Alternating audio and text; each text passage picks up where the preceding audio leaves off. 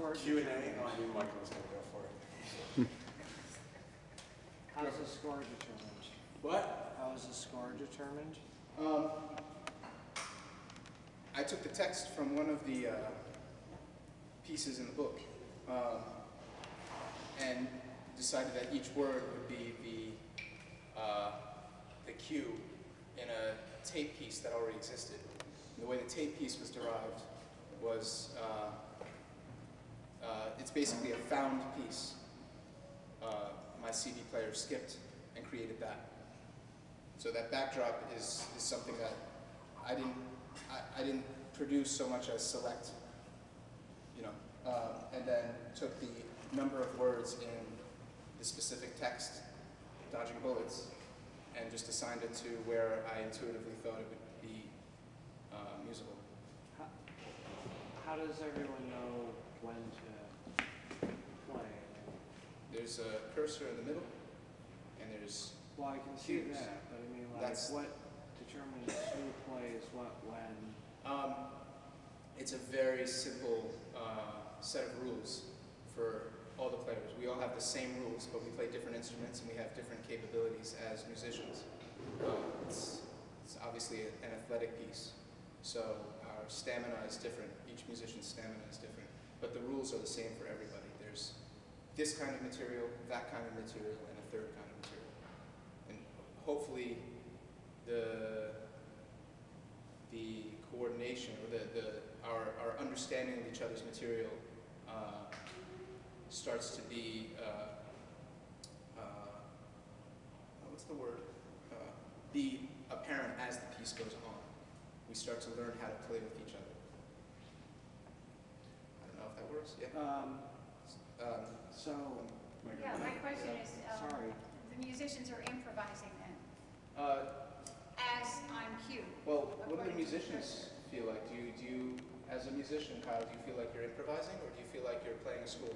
Well, you brought up a good point. We all start to figure out what the other person is doing throughout the piece. I felt like I was actually, correct me if you didn't hear this, but I felt like I had a better control of what I was trying to do, or what I felt I needed to do, I guess. But that was in relation to what you guys were doing, totally. So it's a total improv at first, but it starts to become more composed as the piece goes on, and we start to hear each other. We start to figure out what the other person is getting out of this particular composition at this moment. This is the second time I've played it, and there's a lot of similarities, but there's also a lot of differences. This one I seemed a little more. The first one was super, super loud, so I don't know. I felt there was more nuance in this one, but it becomes less improvised as the piece goes on, Keir. So yeah. Yeah, Less improvised. We're not improvising our own connections, but we're starting to determine them and agree tacitly on certain things. So you've done this twice together.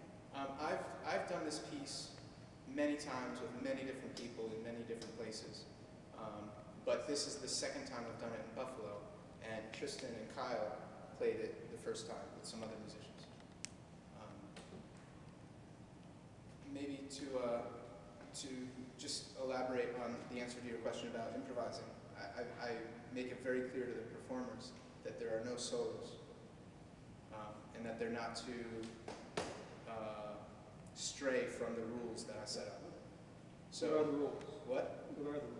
Well, as I said before, there are three kinds of material, and you may play, when you get a cue, you must play one of those kinds of material. To keep it interesting, you cannot repeat the same kind of material in two successive cues. So you'll notice that we all played an attack, a sharp attack, sometimes, but never twice in a row. No single musician would play attack, and then when the next cue came, another attack.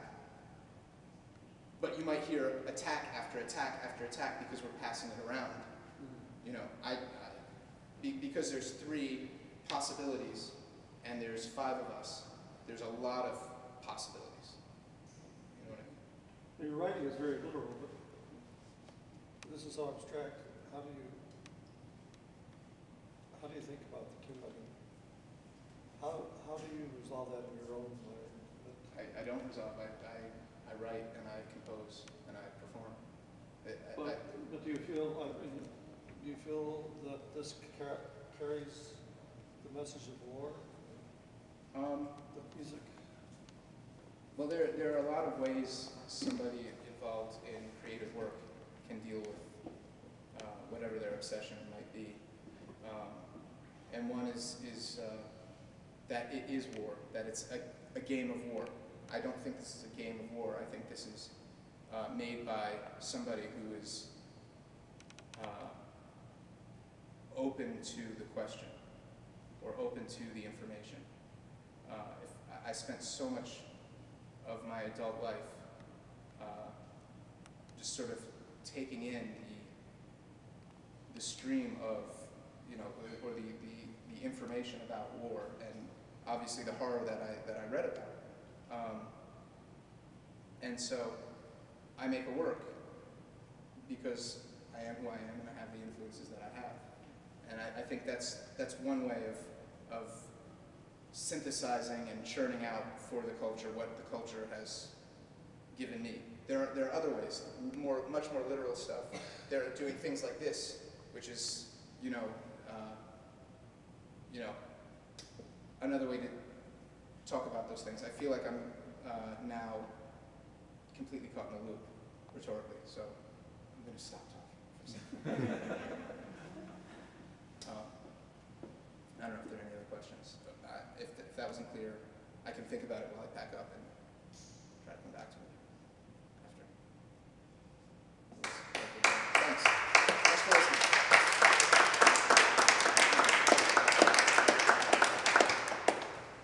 Excellent. There's free beer. You know, tons of nicely now chilled free beer. You should have been having the War of 1812. There is more than 1812 in there, and it's free.